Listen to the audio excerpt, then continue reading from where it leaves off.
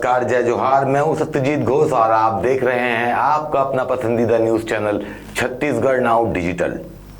शहर का सबसे शांत और पॉश रिहायशी इलाका टीवी टावर के आगे अंकुर अस्पताल के ठीक सामने वह एक सामान्य सी दिखने वाली गली।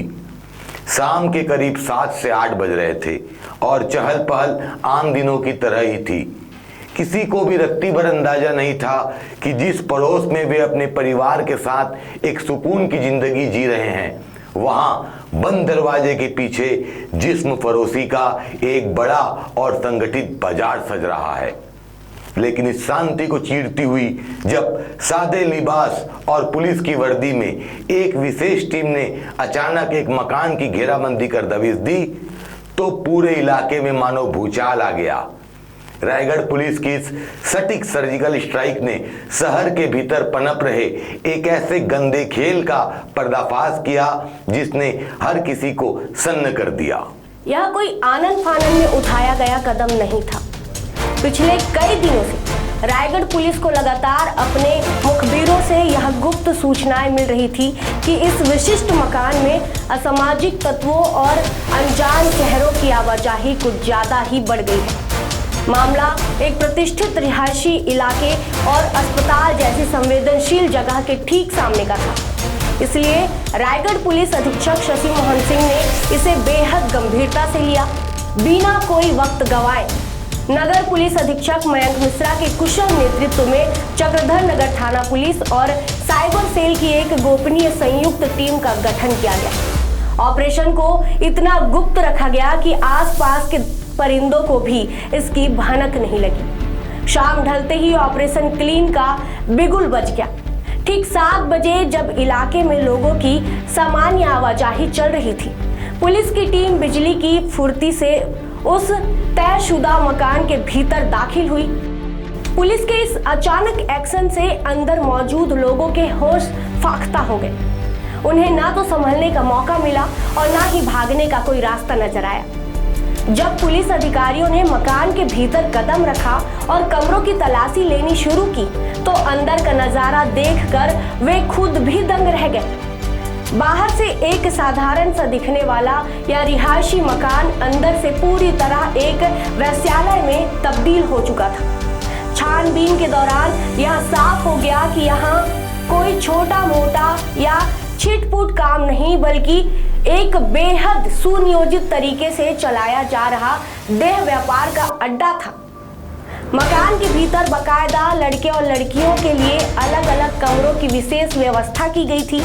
मौके से पुलिस ने 4 युवतियों और 2 युवकों को संदिग्ध अवस्था में रंगे हाथों दबोच लिया।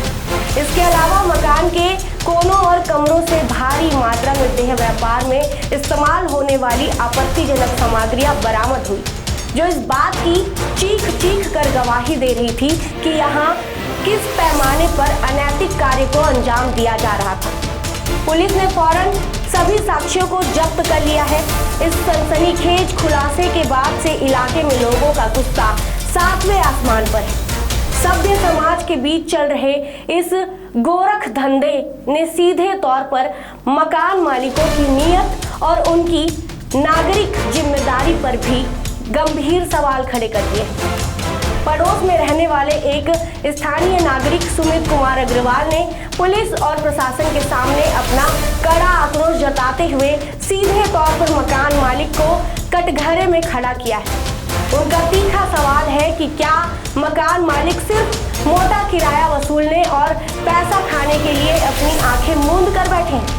क्या महज चंद रुपयों के लालच में उनकी यह जिम्मेदारी खत्म हो जाती है कि उनका मकान किसे दिया जा रहा है और वहाँ क्या गुल खिलाए जा रहे हैं?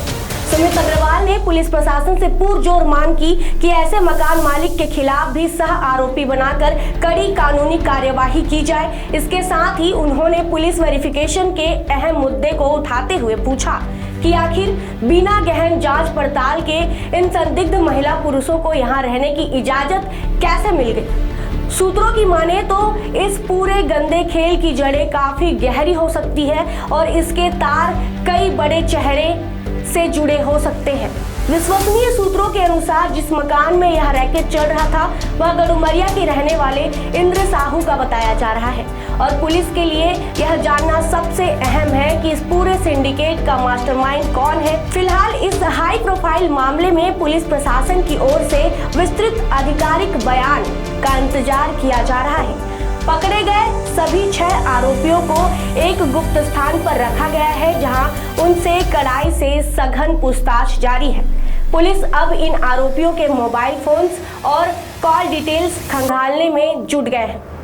शहरवासियों की नजरें अब इस बात पर टिकी है कि जब इन मोबाइल फोन्स के राज खुलेंगे तो शहर के वे कौन कौन से सफेदपोश बेनकाब होंगे जो दिन के उजाले में तो शरीफ होने का चोला पहनते हैं लेकिन असल में इस गंदे खेल के नियमित ग्राहक या संरक्षक बने हुए थे। पुलिस की इस दमदार कार्यवाही ने शहर में देह व्यापार का धंधा चलाने वाले दलालों की रातों की नींद उड़ा दी है।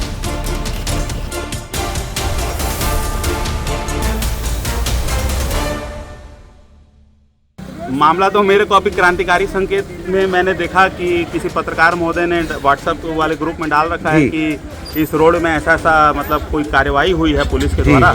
तो मैं उत्सुकतावश, क्योंकि वो सामने बिल्डिंग देखा, अस्पताल देखा, तो मेरे को लगा ये मेरे ही गली में ऐसा हो रहा है। तो मैं बाहर निकल के उत्सुकतावश देखा और आप पत्रकार महोदयों को सबको देख के मैं खुद भौचक्का रह गया और मेरे को भैया लोगों ने बताया कि मेरे घर के बगल में ऐसा हो रहा है। क्या हो रहा है बताइए। मैं जो जानकारी लगी, लेकिन आज तक बिल्कुल पता नहीं चला। क्या जानकारी लगी है बताएंगे। जानकारी ये लगी कि हाँ नैतिक कार्य हो रहा है और कुछ लोगों को पकड़ा गया है। कितने लोगों को पकड़ा गया करीब? जो मेरे को व्हाट्सएप माध्यम से पता चला है 5-6 लोगों को मतलब यहाँ पकड़ा गया है। मकान भैया पूर्व में सुशील चंदा जी का था और वो फिर किसी को बेच दिए थे और जिन्होंने खरीदा वो जो है इसको किराए में उठा रखे हैं और इसको 2 ब्लॉक बना रखे थे ये लोग, जिसमें पीछे ब्लॉक में लड़के लोग रहते थे और इधर के ब्लॉक में मैं 2 लड़कियों को रहते हुए देखा हूँ। लेकिन ये इस टाइप का काम करते होंगे ये हमको नहीं मालूम और हमारे लिए तो ये एकदम मतलब डूब मरने वाली बात है कि हमारे घर के बगल में इतना गंदा काम किया गया है या हो रहा है या चल रहा है। हम सोच भी नहीं सकते इसको। पुलिस से क्या कार्रवाई चाहते हैं? हम तो चाहते हैं पुलिस सख्त से सख्त कार्रवाई करे। सबसे बड़ा मेरा प्रशासन से, पुलिस से और ऐसे मकान मालिकों से निवेदन है कि खाली 2-4-5 हज़ार किराया खाने के लिए, 10,000 किराया खाने के लिए आप प्रॉपर्टी मत लीजिए और लेने के बाद में अगर आप ले रहे हैं तो अच्छे लोगों को उसको किराए में दीजिए। आप उसका वेरिफिकेशन कराइए। पुलिस से भी मैं निवेदन करूंगा कि सर एसएसपी सर अभी इतना अच्छा काम कर रहे हैं, हम लोग देख के मतलब रायगढ़ में हमको अच्छा लग रहा है कि इतना बढ़िया कार्य हो रहा है, सब तरफ से अच्छा कार्य हो रहा है। जी सर। पुलिस को सूचना प्राप्त हुई थी कि थाना चक्रधर नगर क्षेत्र अंतर्गत छोटे अतरमुड़ा में साई मंगलम गली है, उसी के पास किराए के एक मकान में एक महिला अवैध रूप से धन लाभ अर्जित करने के लिए कुछ युवतियों से देह व्यापार करा रही है। सूचना की तस्दीक करने के लिए और आवश्यक वैधानिक कार्रवाई के लिए पुलिस की संयुक्त टीम बनाई गई, जिसमें थाना चक्रधर नगर के और थाना साइबर के अधिकारी और स्टाफ को लिया गया। उनके द्वारा एक पॉइंटर को वहां भेजा गया और बाद में वहां रेड करने पर कुछ युवतियां और 2 पुरुष और एक महिला मिली। वो महिला से पूछताछ करने पर अपना नाम गुंजन चौहान बताई, जो ही एक इस देह व्यापार में मुख्य भूमिका निभा रही थी और उसी के द्वारा यह कार्य कराया जा रहा था। पॉइंटर के पास से 2500 रुपया जो दलाल को दिया गया था वो भी जब्त किया गया है और मौके पर कुछ आपत्तिजनक सामान भी मिले और आपत्तिजनक स्थिति में युवतियों के साथ में 2 आदमी मिले। इनके विरुद्ध विधिवत 345 अनैतिक व्यापार निवारण अधिनियम के तहत कार्रवाई की जा रही है। इनको विधिवत गिरफ्तार किया गया है और न्यायिक रिमांड पर भेजा जा रहा है। सर कुछ पता चला? उसकी जांच की जा रही है। अभी किराए का मकान था।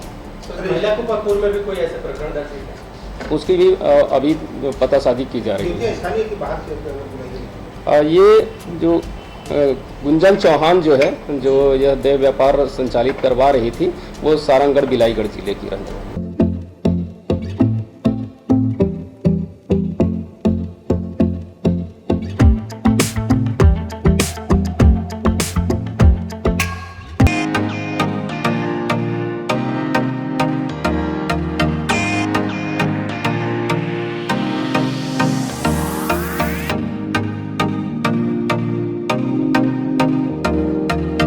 रायगढ़ में स्थित उत्तम इंटरनेशनल स्कूल 26 वर्षों के अनुभव के साथ एक अग्रणी शैक्षणिक संस्थान, सर्व सुविधा युक्त वातावरण के साथ स्मार्ट क्लासरूम और उच्च स्तरीय विज्ञान और कंप्यूटर लैब, साथ ही abacus class, phonics, OMR, CBT based परीक्षा पद्धति भी। CCTV कैमरा से होती है पूरे कैंपस की निगरानी। सुरक्षित परिवहन के लिए GPS युक्त बस सुविधा उपलब्ध। अनुभवी शिक्षकों के मार्गदर्शन से उत्तम इंटरनेशनल स्कूल रायगढ़ के बच्चों के लिए रखता है उज्जवल भविष्य की सशक्त नींव। विस्तृत जानकारी एवं एडमिशन के लिए संपर्क करें उत्तम इंटरनेशनल स्कूल, कृषि उपज मंडी के बगल, पटेल पाली, रायगढ़, छत्तीसगढ़। खबरें नहीं रुकेंगी। छत्तीसगढ़ नाउ हर पल आपके साथ।